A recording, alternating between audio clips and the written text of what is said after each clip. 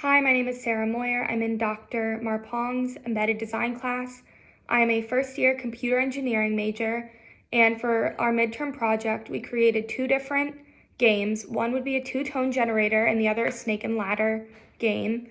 For the tone generator, the user was prompted to input two different numbers that correlated to tones between C4 and C6 on the musical scale, and those would be played in two different speakers continuously until the user would input any other key on the keyboard to stop them, and then input a different set of two tones for the speakers to play.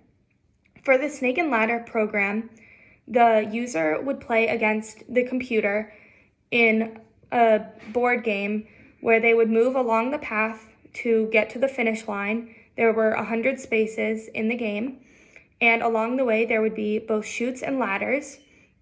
So if they came upon a chute, it would send them back a fixed number of spaces, and if they landed upon a ladder, they would go up the ladder and move forward a certain number of spaces.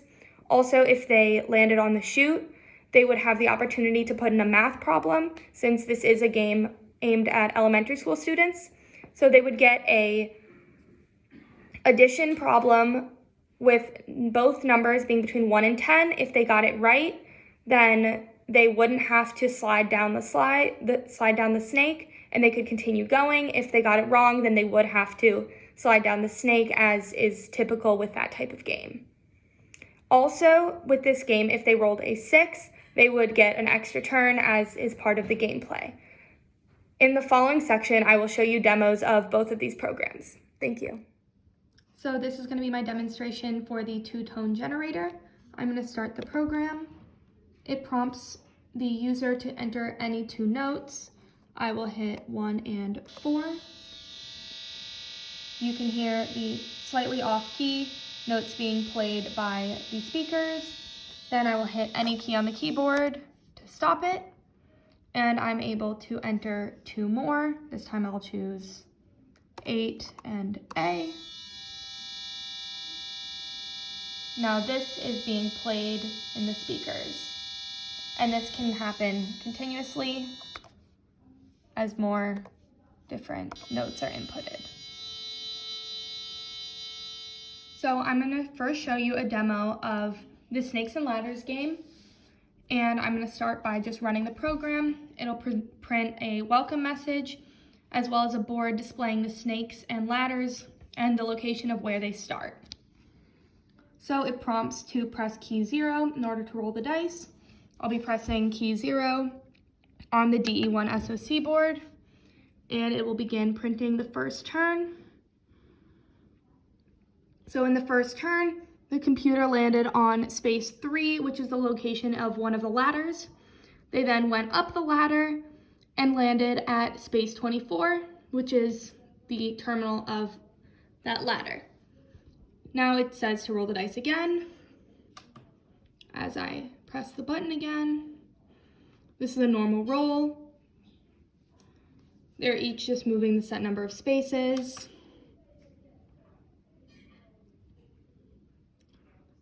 The gameplay continues. As you can see, the characters Y and C are representing the position of where the user and computer are respectively. Roll again.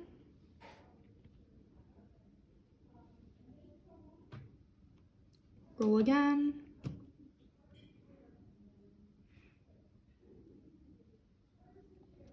In this case, the user landed on space 12, which was the location of another one of the ladders. So they went up this ladder and ended up at space 72.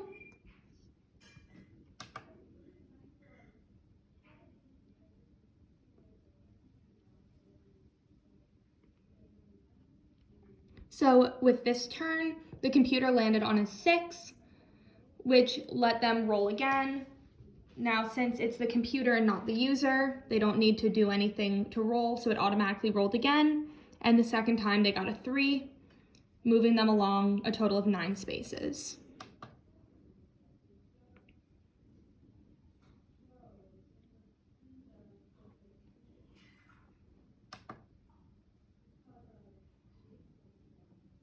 Again, the computer rolled a 6, allowing them to move an extra space.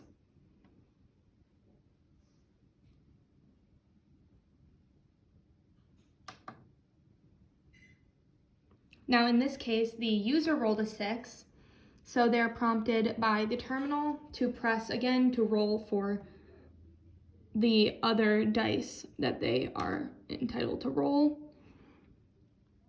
In this second turn, they rolled an additional 2, so those were added together so they could move 7 spaces. The same thing happened, they got a 6 and are invited to press the button again.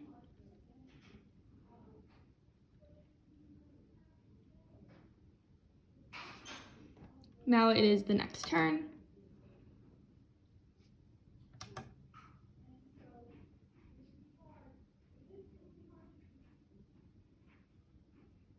So now the user made it past space 100, so they have won the game. So in this case, the user landed on a snake, so they are prompted to answer a math question. So 5 plus 1 equals 6. Since they got it right, they now don't have to slide down the snake. If they had gotten it wrong, they still would have had to. While making this program, one of the things I struggled with was using the interrupts with the timers and getting both timers to work at the same time, allowing both speakers to play at the same time. But after looking back through some example codes and understanding the way that they interact, I was able to be successful in getting the speakers to work together using 2 different values that every time the timer lapsed, it would trigger an if statement that would then oscillate the speaker.